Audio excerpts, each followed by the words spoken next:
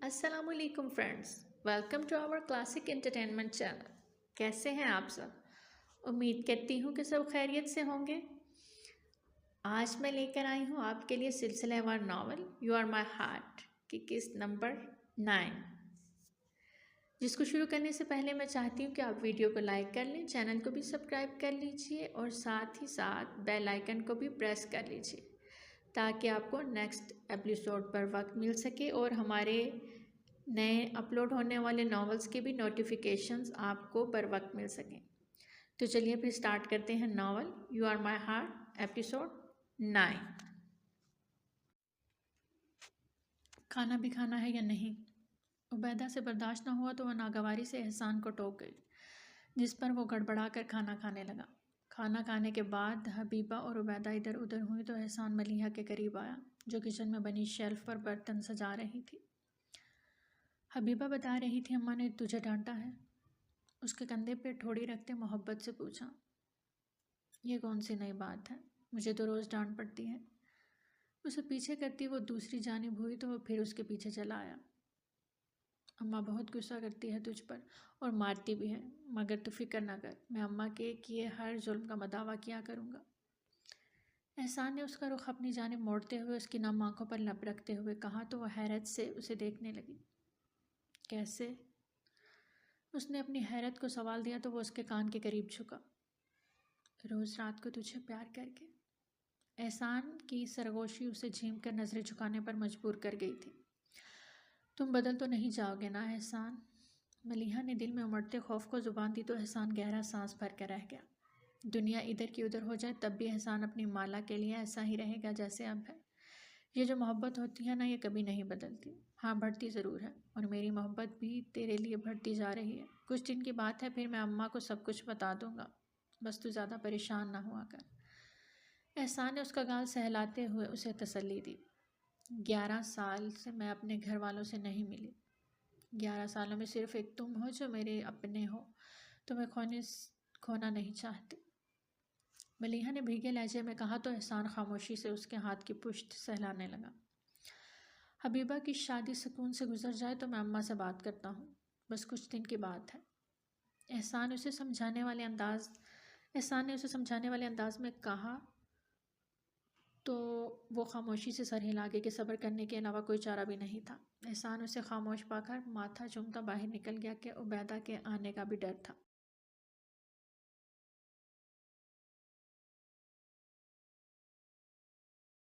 بہرام کی دستار بندی ہو چکی تھی، جس میں بختیار نے شرکت نہیں کی تھی۔ حویلی میں بختیار اور آئمہ کی منگنی کی تیاریاں شروع ہو چکی تھیں، جبکہ آئمہ جل جل کر عادی ہوئی جا رہی تھی۔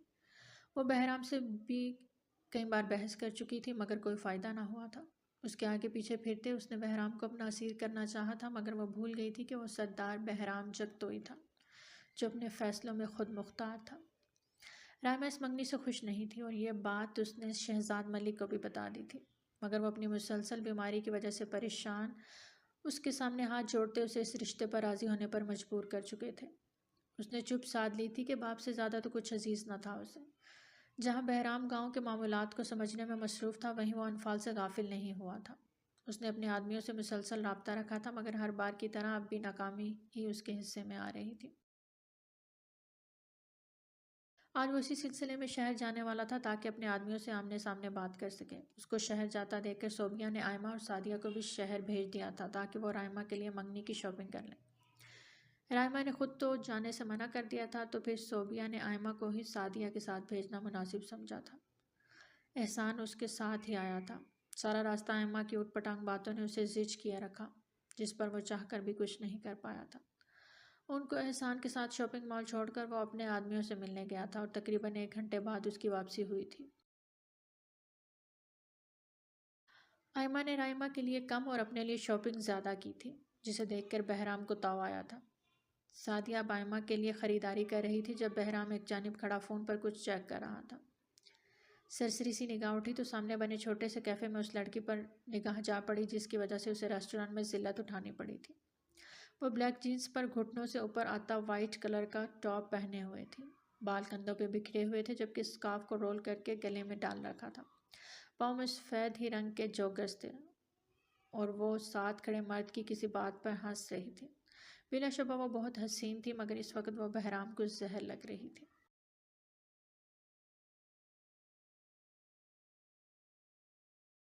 بہرام بیٹا کچھ کھانا لے، آئمہ کو بہت بھوک لگی ہے، دیکھو تو کیسے چہرہ اترا ہوا ہے۔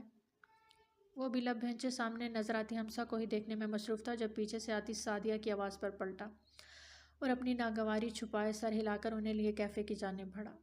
وہ انہیں ٹیبل پر بٹھا کر خود آرڈر دینے جا چکا تھا۔ احسان سارے شاپنگ بیگز لیے گاڑی میں رکھنے گیا تھا۔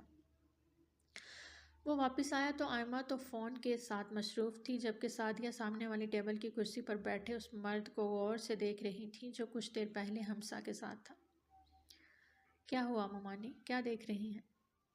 بہرام نے اس کی نظروں کے تعاقب میں دیکھا تو وہ وہی مرد تھا جو اس نے کچھ دیر پہلے اس لڑکی کے ساتھ دیکھا تھا جس سے اسے نفرت ہو گئی تھی۔ یہ اس آدمی کو میں نے کہیں دیکھا ہے، جانا پہچانا سا لگ رہا ہے مجھے، سعدیہ نے بغور سامنے بیٹھے مرد کو دیکھ کر کہا جو دکھنے میں بے حد وجیح اور خوبصورت تھا۔ اوہو امی، آپ کو تو ہر کوئی جانا پہچانا ہی لگتا ہے، دیکھ لیا ہوگا کہیں راستے میں، اب چھوڑیں بھی۔ ایک ادا سے اپنے بالوں کو جھٹکتی وہ کوفت سے بولی، یہ بالکل ویسا ہی ہے وہ انفال کا جسے نکاح ہوا تھا، ویسا ہی، بس پہلے سے تھوڑا بڑا ہو گیا ہے۔ ارے کہیں یہ اس کا شوہر ہی تو نہیں؟ سعدیہ بڑبڑاتے ہوئے آخر میں حیرت سے اونچی آواز میں بولی تو بہرام نے ٹھٹک کر اسے دیکھا۔ کس کا شوہر؟ بہرام نے پوچھا تو سعدیہ نے پرجوش انداز میں اسے دیکھا۔ ارے جس کے ساتھ انفال کو پکڑا تھا، یہ وہی تو ہے، پتہ نہیں کیا عجیب سا نام تھا اس کا، میری آنکھیں دھوکہ نہیں کھا سکتی، لگتا ہے بہت امیر ہے، انفال کے تو عیش ہوں گے۔ سعدیہ نے چمکتی آنکھوں سے عبیز ملک کو دیکھ کر کہا جو ہمسا کے ساتھ لنچ کرنے آیا تھا اور ہمسا کے فون سننے کے لیے جانے کے بعد تنہا بیٹھا تھا۔ سعدیہ کی بات سن کر بہرام ایک جھٹکے سے اٹھا تو کرسی پیچھے کو جا گری، کندھے پر پڑی چادر کو گلے میں ڈالا اور جارحانہ تیور لیے عبیز کی جانب بڑھا جو پرسکون سے انداز میں بیٹھا تھا۔ سعدیہ اور آئمہ نے دہل کر بہرام کے خطرناک تیور دیکھے جو خود بھی اس کے پیچھے لپکی تھی۔ انفال کہاں ہے؟ بغیر کسی تمہید کے وہ عبیز کے سامنے رکتا ٹیبل پر زور سے ہاتھ مار کر پوچھنے لگا تو عبیز نے آنکھیں سکیڑ کر اسے دیکھا۔ Excuse me? عبیز نے ابرو اچکائے سامنے غصے میں کھڑے بہرام کو دیکھا۔ انفال ملک، جس سے تم نے 11 سال پہلے نکاح کیا تھا، کہاں ہے وہ؟ ایک ایک لفظ پر زور ڈالتے بہرام کا بس نہیں چل رہا تھا کہ سامنے پرسکون بیٹھے شخص کی جان لے لے۔ گھر پر ہوگی بہرام، اب ہر جگہ اس کمزاد کو ساتھ لے کر تو نہیں گھومے گا نا؟ ویسے کتنے بچے ہیں تم دونوں کے؟ بہرام کے پیچھے سے آتی سعدیہ نے بہرام کو سمجھاتے عبیز سے دلچسپی سے پوچھا تو عبیز کا چہرہ دھواں دھواں ہوا۔ بہرام کے اچانک حملے پر فی الوقت وہ کچھ سمجھ نہیں پایا تھا، مگر سعدیہ کو دیکھتے ہی وہ پہچان گیا تھا، یہی تو وہ عورت تھی جس نے زبردستی انفال ملک کو اس کی زندگی میں شامل کیا تھا۔ میرے ساتھ کیسے ہوگی وہ؟ گھر پر ہوگی نا آپ لوگوں کے ساتھ، میں تو اسے وہیں چھوڑ آیا تھا۔ اپنی جگہ سے کھڑے ہوتے عبیز کے ناسمجھی اور حیرت سے کہنے پر بہرام اس پر پل پڑا تھا۔ 24 سالہ بہرام 30 سالہ عبیز کو قتل کرنے کے در پہ تھا، اگر وہ شیر تھا تو کم عبیز بھی کہاں تھا، اس کے حملے کا بھرپور جواب دیتے وہ اس کو خود کو مارنے سے روکے ہوئے تھا۔ ذلیل انسان، میں تیری جان لے لوں گا، دھاڑ کر کہتے بہرام نے ایک زوردار مکہ اس کی ناک پر رسید کیا تو عبیز کو لگا جیسے اس کی ناک کی ہڈی ٹوٹ گئی ہو۔ پیچھے ہوتے اپنی ناک پر ہاتھ رکھا تو ہاتھ خون آلود ہو گیا، شرارے اگلتی سیاہ آنکھوں سے دیکھتے اس نے اپنی طرف بڑھتے بہرام کے ہاتھوں کو ہاتھوں سے روکتے اس کے پیٹ میں اپنا گھٹنا رسید کیا تو بہرام بلبلاتا ہوا پیٹ پکڑے پیچھے کا ہوا۔ آئمہ اور سعدیہ کے منہ سے بیک وقت چیخیں نکلی تھیں جبکہ کوئی انتظامیہ کو بلانے چلا گیا تھا۔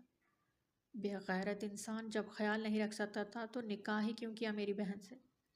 اسے سڑک پر چھوڑ کر چلے گئے یہ سوچے بغیر کہ وہ عزت تھی تمہاری۔ ایک بار پھر اس پر حملہ آور ہوتے وہ چیخا۔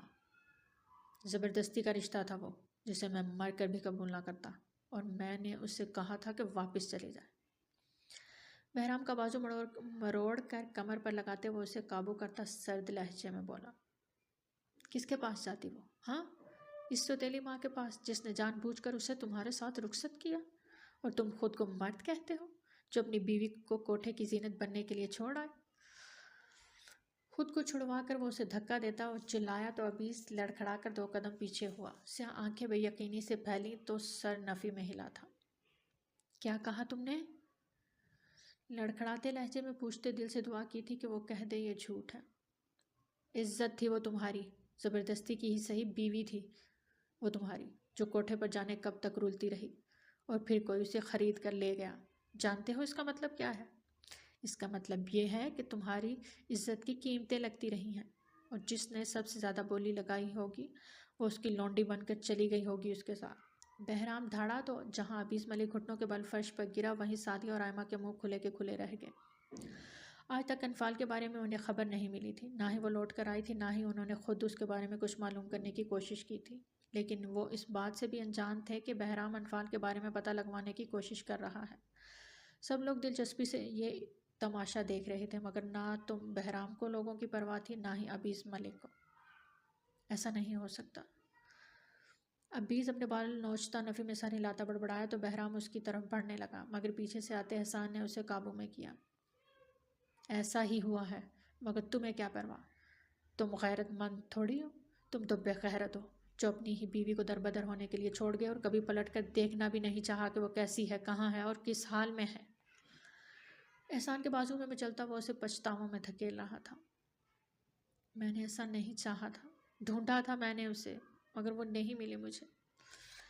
عبیس نے کانوں پر ہاتھ رکھے چیخ کر کہا تو بہرام تلخی سے ہنسا۔ تب ڈھونڈنے کی کوشش کی، جب اگر وہ مل بھی جاتی تو کبھی واپس نہ آتی۔ تم مجرم ہو اس کے، کبھی سکون سے نہیں رہو گے تم۔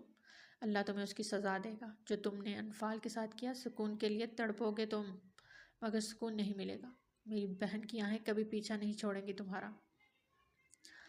بہرام کی بددعائیں اس کے دماغ ہلا کر رکھ گئی تھیں۔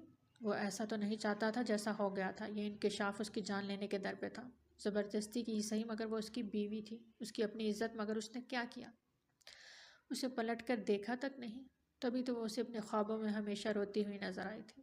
اس کا وجدان اس سے کہتا تھا کہ وہ ٹھیک نہیں ہے، مگر اسے ڈھونڈ بھی تو نہیں پایا تھا کہ جان پاتا وہ ٹھیک ہے یا نہیں، مگر اب تو لگتا تھا جیسے اب کبھی کچھ ٹھیک نہیں کر پائے گا۔ سردار سائیں بس کریں، سب لوگ دیکھ رہے ہیں۔ احسان نے اسے احساس دلانا چاہا، مگر وہ پھپھرا ہوا شیر بنا ہوا تھا۔ اس نے میری بہن کی زندگی برباد کر دی ہے احسان، اسے دیکھو کیسے ٹھاٹ باٹ سے رہ رہا ہے، اور میری بہن وہ نہ جانے کس حال میں ہوگی۔ اتنا لاپرواہ کیسے ہو سکتا ہے کوئی؟ میں جان لے لوں گا اس کی۔ بے بسی سے اسے بتاتا وہ ایک بار پھر عبیس کی جانب بڑھنے لگا، جو اب بھی نفی میں سر ہلاتا کچھ بڑبڑا رہا تھا۔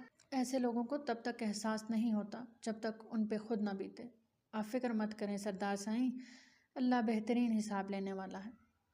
احسان اسے سمجھاتے ایک سائڈ پر لے جانے لگا۔ عبیس لڑکھڑاتے قدموں سے اٹھتا ہوا باہر کی جانب بڑھا تھا۔ وہ کہاں ہوگی احسان، کہاں ہوگی وہ؟ بہرام نے اذیت بھرے لہجے میں پوچھا تو احسان بے بسی سے اسے تکنے لگا تھا۔ بہرام میرا خیال ہے اب گھر چلنا چاہیے۔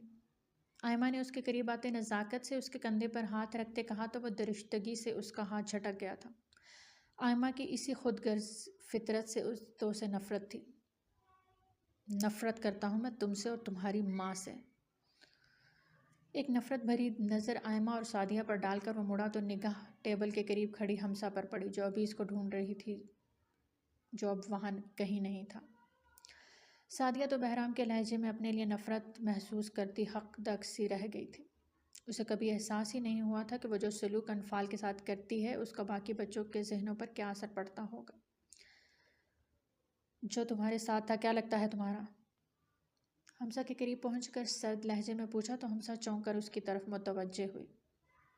بہرام کو سامنے دیکھ کر حمزہ کو وہ دن یاد آیا تھا جب سب کے سامنے بہرام نے اسے تھپڑ مارا تھا۔ آنکھیں بے ساختہ بھیگی ہوئی تھیں، جبکہ چہرے پہ خوف چھایا تھا۔ سامنے کھڑی لڑکی کو دیکھ کر احسان بھی حیران ہوا تھا جو انفال کے شوہر کے ساتھ تھی۔ بھائی ہیں وہ میرے۔ بہرام کے ساتھ بے رحم سے تاثرات اسے خوف زدہ کر گئے تھے، تبھی لہجہ بھی لڑکھڑا گیا تھا۔ جلد ملیں گے، یاد رکھنا، بھولنا مت مجھے۔ ذرا سے اس کی طرف جھک کر سنجیدگی سے کہتے اس کا گال تھپ تھپایا اور احسان کے ساتھ آگے بڑھ گیا۔ حمزہ نے گال پر ہاتھ رکھا جس پر وہ اپنا ہاتھ کا لمس چھوڑ گیا تھا۔ وہ اس کو جاتا دیکھ رہی تھی جب اپنے قریب ابھرتی کاٹدار آواز پر مڑی۔ میرے بہرام سے دور رہنا، سمجھی، ورنہ زندہ جلا دوں گی۔ آئمہ کو تو وہ منظر ہی آگ لگا گیا تھا۔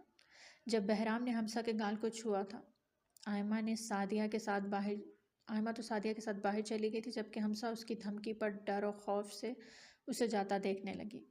اسے بہرام اور آئمہ دونوں ہی پاگل لگے تھے۔ میرے پیچھے کیوں آ رہی ہو؟ کہاں جاؤں پھر؟ جہنم میں۔ میں کہاں جاؤں؟ مجھے ساتھ لے جاؤ۔ کیوں لے جاؤں؟ لگتی کیا ہو تم میری جو تمہیں ساتھ لے جاؤں؟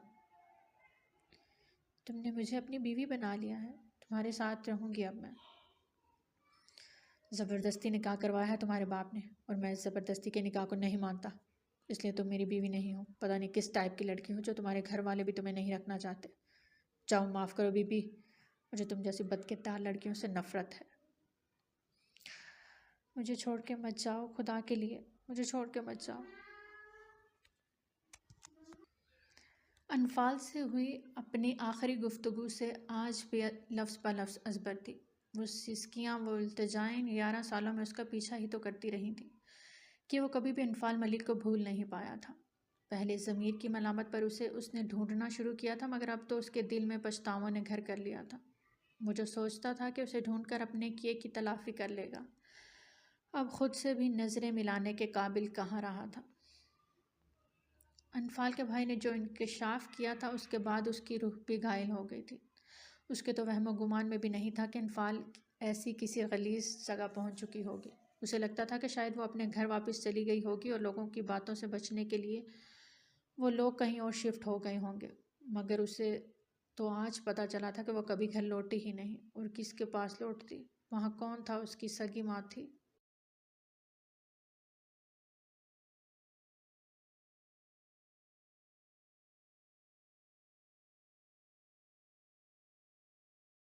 کار ڈرائیو کرتے ہوئے اس کے ہاتھ کپ کپا رہے تھے، جبکہ چہرہ آنسوؤں سے بھیگا ہوا تھا۔ آنکھوں کے سامنے چھائی دھند کی وجہ سے اسے سامنے دیکھنے میں مشکل ہو رہی تھی، مگر وہ متوجہ ہی کب تھا۔ اسی بے خبری میں وہ سامنے سے آتے کنٹینر کو نہیں دیکھ پایا تھا، اور جب دیکھا تھا تو اس سے بچنے کے لیے گاڑی کو تیزی سے بائیں جانب موڑ کر ایکسیڈنٹ سے بچنے کی کوشش کی تھی، مگر کنٹینر سے ٹکراؤ ہونے سے تو بچ گیا تھا، مگر گاڑی قابو سے باہر ہوتی بائیں جانب موجود درخت سے جا ٹکرائی تھی۔ جھٹکا بہت زوردار تھا اور سیٹ بیلٹ بھی نہیں باندھا تھا، تبھی اس کا سر زور سے اسٹیئرنگ سے جا ٹکرایا تھا۔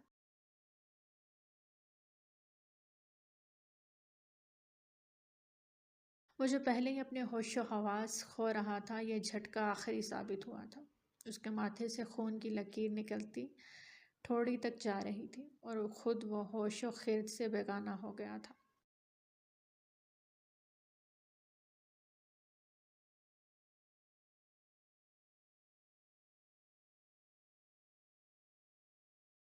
عبیز کے ایکسیڈنٹ کی خبر سب سے پہلے اون عباس کو ملی تھی کہ عبیز کا فون اٹھانے والے نے سب سے پہلے اسی کا نمبر ملایا تھا۔ عبیز کے گھر والوں کو اطلاع کرتا وہ خود بھی ہاسپٹل چلا آیا تھا، جہاں کوئی راہگیر عبیز کو لایا تھا۔ دلاور ملک بھی سب کے ساتھ وہاں آ گئے تھے اور اب پریشانی سے عبیز کی صحت یابی کے لیے دعا گو تھے۔ انہیں آئے آدھا گھنٹہ ہو چکا تھا جب ڈاکٹر نے انہیں عبیز کے ہوش میں آنے کی اطلاع دی تھی۔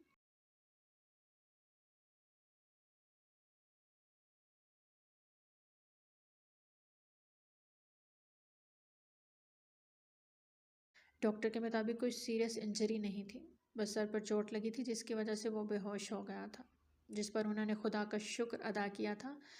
ڈاکٹر کے جانے کے بعد وہ عبیز کے کمرے میں آئے، جہاں وہ سامنے ہی لیٹا ہوا تھا، آنکھیں بند تھی جبکہ سر پر پٹی بندھی ہوئی تھی۔ ابھی تم ٹھیک ہو نا بیٹا؟ دلاور ملک نے اس کا ماتھا چومتے ہوئے نرمی سے پوچھا، مگر اس نے کوئی جواب نہیں دیا۔ بھیا کیا ہوا تھا آپ کو؟ آپ مجھے وہاں اکیلا چھوڑ کر آئے، اور یہ سب کیسے ہو گیا؟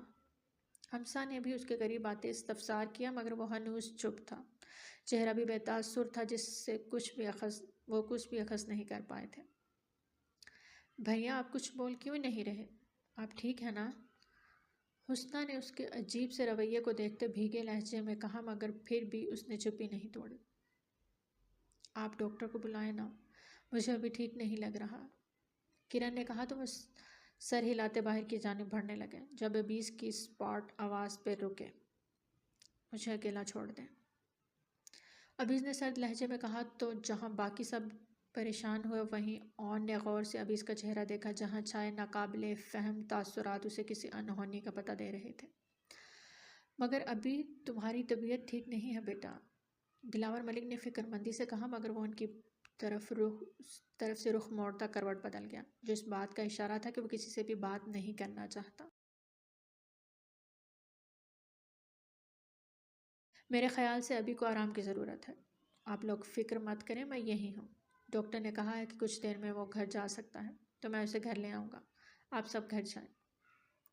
ابیس کے رویے اور دلاور ملک کے پریشان چہرے کو دیکھتے اون نے انہیں تسلی دی، اور وہ سر ہلاتے سب کو لیے باہر نکل گئے کہ انہیں اون پر پورا بھروسہ تھا۔ ابھی ان سب کے جانے کے بعد وہ بیڈ پر موجود جگہ پر اس کے سامنے بیٹھا اور اس کا رخ اپنی طرف کیا، مگر ابھی اس کا آنسوؤں سے بھیگا چہرہ دیکھ کر حق دگ سا رہ گیا۔ ابھی کیا ہوا ہے؟ رو کیوں رہے ہو؟ بتاؤ مجھے۔ اس نے پریشانی سے استفسار کیا تو وہ ایک جھٹکے سے اٹھتا اس کے گلے سے لگ گیا تھا۔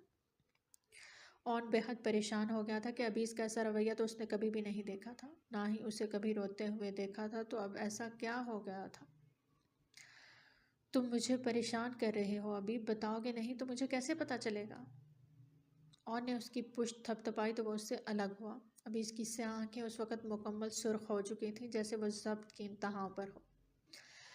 جو لڑکی میرے نکاح میں آئی تھی، کیا وہ میری عزت تھی؟ ابھی اس جواب جانتا تھا، مگر پھر بھی جانے کیوں پوچھ رہا تھا۔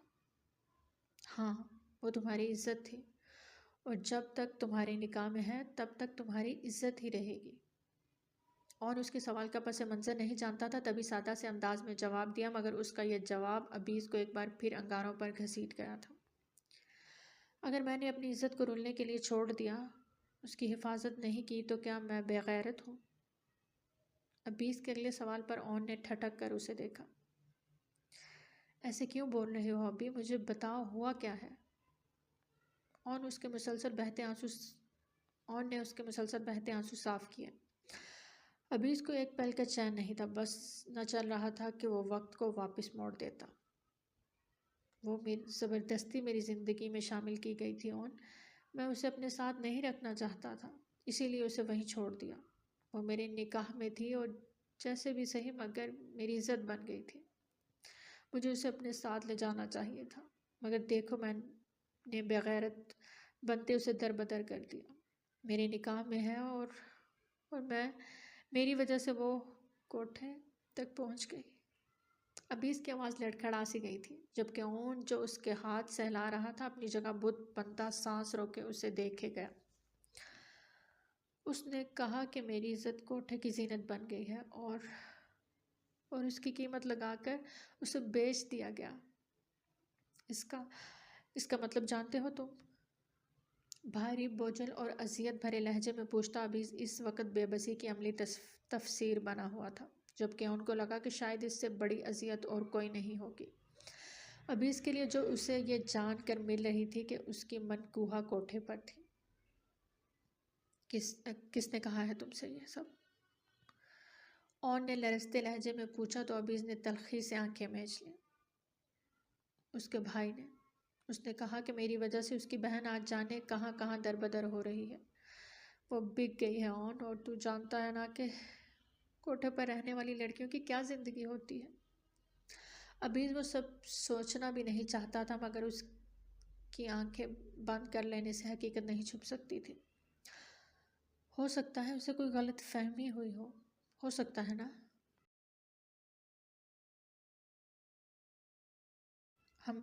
ہم انفال بھابھی کو ڈھونڈ لیں گے، تو فکر مت کر۔ اون نے مضبوط لہجے میں اسے تسلی دی۔ ڈھونڈ کر کیا کروں گا؟ کیا سب پہلے جیسا ہو جائے گا؟ کیا اس کا سامنا کر پاؤں گا میں؟ ابیز نے بے بسی سے پوچھا تو اون نے گہرا سانس بھرا۔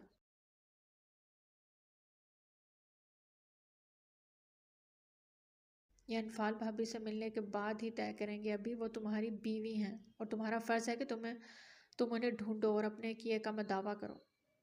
اون نے اسے سمجھایا، مگر وہ جواباً چپ رہا۔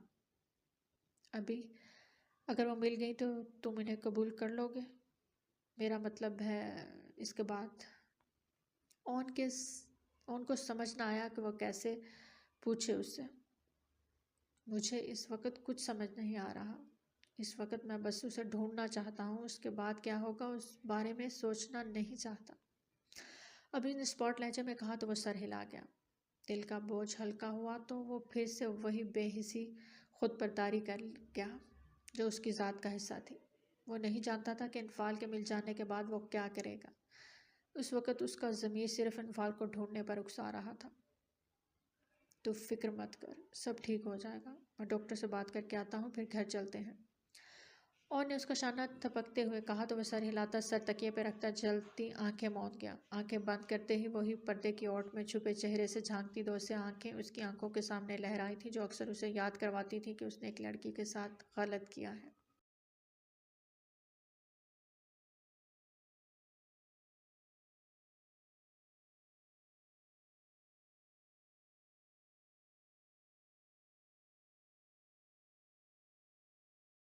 وہ اس وقت اپنے کمرے کی کھڑکی میں کھڑا ہاتھ میں چائے کا کپ تھامے سڑک پر آتی جاتی گاڑیوں کو دیکھ رہا تھا جب ایک کار ان کے گھر کے سامنے والے گھر میں آ کر رکی۔ اس میں سے دو جوان آدمی باہر نکلے تھے جس میں سے ایک کے سر پر پٹی بندھی ہوئی تھی اور وہ نقاہت کا شکار بھی لگ رہا تھا، دوسرے نے اسے سہارا دے رکھا تھا اور اب وہ دونوں اندر کی جانب بڑھ رہے تھے۔ پچھلے کچھ دنوں میں وہ بہت مصروف رہا تھا، تبھی گھر بھی بہت لیٹ آتا تھا اور صبح جلدی چلا جاتا تھا۔ ان دنوں اس کا سامنا حسنہ ملک سے نہیں ہوا تھا اور نہ جانے کیا بات تھی کہ اس کا دل حسنہ کو ایک نظر دیکھنے کو کرنے لگا تھا۔ اس لڑکی کی تیکھی زبان اور باتیں یاد کرتے اس کے چہرے پر مسکراہٹ آ جاتی تھی۔ اس لڑکی سے لڑائیاں اپنی جگہ، مگر اس سے بحث کر کے اس کی ساری تھکان اتر جاتی تھی۔ وہ جانتا تھا کہ وہ زخمی شخص حسنہ ملک کا بھائی تھا، ہاں، مگر وہ اس کے ساتھ موجود آدمی کو نہیں جانتا تھا۔ کچھ سوچ کر وہ خالی کپ سائڈ پر رکھتا نیچے آیا اور بائک نکال کر بازار کی طرف نکل گیا۔ وہاں سے ایک تازہ پھولوں کا ایک بوکے خریدا اور کچھ پھل وغیرہ پیک کروا کر گھر لوٹا۔ بائک باہر ہی کھڑی کر کے اس نے اپنا جائزہ لیا اور مطمئن ہو کر حسنہ ملک کے گیٹ کی بیل بجا کر دروازہ کھلنے کا انتظار کرنے لگا۔ دروازہ ایک لڑکی نے کھولا تھا جو حسنہ کی چھوٹی بہن حمزہ تھی۔ جی؟ اس لڑکی نے اجنبیت سے اسے دیکھا۔ میں بختیار جگتوئی ہوں، یہ سامنے والے گھر میں رہتا ہوں، آپ کے بھائی کی عیادت کرنے آیا ہوں۔ بختیار نے وضاحتی انداز میں کہا تو اس نے ناسمجھی سے اس کے لیے راستہ چھوڑ دیا۔ آپ یہاں بیٹھے، میں بابا کو بھیجتی ہوں۔ اس نے بختیار کو ڈرائنگ روم میں بٹھاتے ہوئے کہا اور اندر کی جانب بڑھ گئی۔ کون آیا ہے گڑیا؟ ڈرائنگ روم کے دروازے سے ابھرتی آواز کو وہ لاکھوں میں بھی پہچان سکتا تھا جو دی گریٹ حسنہ ملک کی ہی تھی۔ پتہ نہیں کون بختیار جگتوئی ہیں، بھیا سے ملنے آئے ہیں۔ حمزہ کے جواب دینے پر وہ سر ہلاتی اندر آئی تو سامنے ہی اسے دیکھ کر ابرو چکاتی اس کی جانب آئی۔ بختیار جگتوئی؟ اس نے سوالیہ انداز میں بختیار کو دیکھا تو بختیار نے مسکراتے ہوئے اس کا جائزہ لیا جو کھلی سی گھیردار شلوار پر شارٹ شرٹ پہنے ہوئے تھی، دوپٹہ حسب معمول کندھے پر لٹکا رکھا تھا جبکہ بالوں کی چھٹیاں بنا کر آگے ڈال رکھی تھی۔ میرے اپنے مجھے بخت کہتے ہیں، بختیار نے مسکراتے ہوئے کہا تو حسنہ نے آنکھیں گھمائی۔ واٹ ایور، یہاں کیا کر رہے ہو؟ حسنہ نے اسے گھورا۔ میں یہاں تمہارے بھائی کی عیادت کرنے آیا ہوں، ابھی کچھ دیر پہلے دیکھا میں نے، کافی زخمی تھے وہ، کیا ہوا ہے انہیں؟ بختیار نے اپنائیت سے کہتے پھولوں والا پیکٹ اور بوکے ان کی طرف بڑھایا۔ ابھی وہ اسپتال سے گھر آئے ہیں اور تم عیادت کے لیے بھی آ گئے، بڑی فاسٹ سروس ہے تمہاری۔ حسنہ نے طنزیہ انداز میں کہا تو بختیار نے کندھے اچکائے۔ بس بہت اچھا ہوں میں، بختیار نے اپنی تعریف کی تھی۔ لگتا ہے کوئی تمہاری تعریف نہیں کرتا، تبھی خود ہی خود کی تعریف کر کے کام چلا لیتے ہو۔ حسنہ نے تبصرہ کیا تو بختیار نے اسے گھورا۔ ایسی بھی کوئی بات نہیں ہے، ایسی بھی کوئی بات نہیں ہے، سب کو بہت پسند ہوں میں۔ ویسے اتنے دن کہاں تھی تم؟ بختیار نے اس کی بات کی نفی کرتے ہوئے یوں پوچھا جیسے ان کے درمیان کافی گہری دوستی ہو۔ تم سے مطلب؟ بھائی سے ملنے آئے ہو تو ملو اور جاؤ، حسنہ نے بے نیازی سے کہا اور اندر کی جانب بڑھنے لگی جب بے ساختہ بختیار نے اسے پکارا۔ تم اتنی لگچڑی کیوں ہو؟ بڑا ہوں تم سے، ذرا تمیز سے بات کیا کرو۔ بختیار نے تعصب سے اسے دیکھا۔ اچھا، کتنے سال کے ہو؟ حسنہ نے اسے دیکھتے ہوئے پوچھا۔ پورے 23 سال کا، بختیار نے فخری انداز میں بتایا تو حسنہ بے ساختہ ہنسی۔ پھر تمہارا شکوہ کرنا بنتا نہیں ہے کیونکہ میں تم سے پورا 1 سال بڑی ہوں، استہزائی انداز میں کہتی وہ اندر کی جانب بڑھ گئی جبکہ بختیار کا منہ کھلا کا کھلا رہ گیا۔ 24 سال؟ وہ مجھ سے بڑی کیسے ہو سکتی ہے؟ وہ صدمے سے بڑبڑایا تھا۔ اسے اب تک یقین نہیں آیا تھا کیونکہ وہ دکھنے میں حسنہ سے بڑا لگتا تھا۔ کیسے آنا ہوا برخودار؟ وہ دلاور ملک کی آواز پر چونکا جو اسے ہاتھ ملا رہے تھے۔ بس ابھی بھائی کو زخمی حالت میں دیکھا تو ملنے چلا آیا۔ کیا ہوا ہے انہیں؟ ان سے مصافحہ کرتے اس نے خود کو سنبھالا۔ دلاور ملک سے اس کی اچھی خاصی سلام دعا تھی۔ اکثر آتے جاتے ان سے بات چیت ہوتی رہتی تھی۔ چھوٹا سا ایکسیڈنٹ ہو گیا تھا، شکر ہے خدا کا جو زیادہ چوٹ نہیں آئی، اب پہلے سے بہتر ہے، چلو تم بھی مل لو۔ اسے بتاتے ہوئے وہ اسے لیے اندر کی جانب بڑے لاؤنج سے ہوتے ہوئے وہ اسے سیڑھیاں چڑھتے اوپر ابیز کے کمرے میں لے آئے تھے۔ اسے ان کا گھر بہت پسند آیا تھا جو جدید طریقے سے بنا ہوا تھا، جبکہ اس کی اپنی حویلی تو قدیم طریقے سے بنی ہوئی تھی جسے کبھی بھی بدلنے کے بارے میں سوچا نہیں گیا تھا۔ ابیز کے کمرے میں داخل ہوتے ہی وہ حیران ہوا تھا۔ ایسا کمرہ اس نے پہلی بار کسی کا دیکھا تھا، ورنہ پہلے اس نے ہمیشہ روایتی کمرے ہی دیکھے تھے۔ ابیز صوفے پہ ہی بیٹھا ہوا تھا اور اس کے پاس ہی اون بیٹھا اس کی دوائیاں دیکھ کر حمزہ کو بتا رہا تھا کہ کون سی کس وقت کھلانی ہے۔ السلام علیکم۔ اس نے سب کو مشترکہ سلام کیا تو سب اس کی طرف متوجہ ہوئے۔ اس کے سلام کا سب نے جواب دیا تھا۔ گڑیا، جاؤ بیٹا بھائی کے لیے کچھ کھانے پینے کو لے آؤ۔ دلاور ملک نے حمزہ سے کہا تو وہ سر ہلاتی باہر نکل گئی۔ بختیار اب ابیز کے قریب بیٹھتا اس سے اس کا حال چال پوچھنے لگا تھا۔ ابیز کی روبدار شخصیت سے تو وہ پہلے ہی متاثر تھا، مگر اب اس سے بات کر کے اسے وہ مزید اچھا لگنے لگا تھا۔ اس کا بڑا بھائی بہرام بھی تو ایسا ہی تھا، سنجیدہ، کم گو اور روبدار۔ میں اب چلتا ہوں انکل، کافی دیر ہو گئی ہے، گھر پر بتا کر بھی نہیں آیا تھا۔ اور نے ابیز کو آرام کرنے کی ہدایت دیتے دلاور ملک سے کہا تو وہ سر ہلاتے ابیز کے پاس ہی بیٹھ گئے جو اب چپ ہوتا آنکھیں موند گیا تھا۔ بختیار کافی دیر بیٹھا ان سے باتیں کرتا رہا اور باتوں ہی باتوں میں اسے اون کے بارے میں پتہ چلا کہ وہ ابیز کا بچپن کا دوست تھا اور یہاں سب ہی اسے بہت اہمیت دیتے تھے۔ حمزہ اس کے لیے چائے اور بسکٹ لائی تھی جس سے لطف اندوز ہوتے ہوئے مسلسل دلاور ملک سے باتیں کر رہا تھا۔ حسنہ دوبارہ اس کے سامنے نہیں آئی تھی۔ کچھ دیر وہاں بیٹھ کر وہ بھی واپسی کو ہو لیا۔ تو جناب کیسی لگی آپ کو آج کی قسط؟ امید کرتی ہوں کہ آپ کو پسند آئی ہوگی۔ تو چلیے بہت جلد ملتے ہیں اگلی قسط کے ساتھ، تب تک اپنا ڈھیر سارا خیال رکھیں اور دعاؤں میں یاد رکھیں۔ اللہ نگہبان۔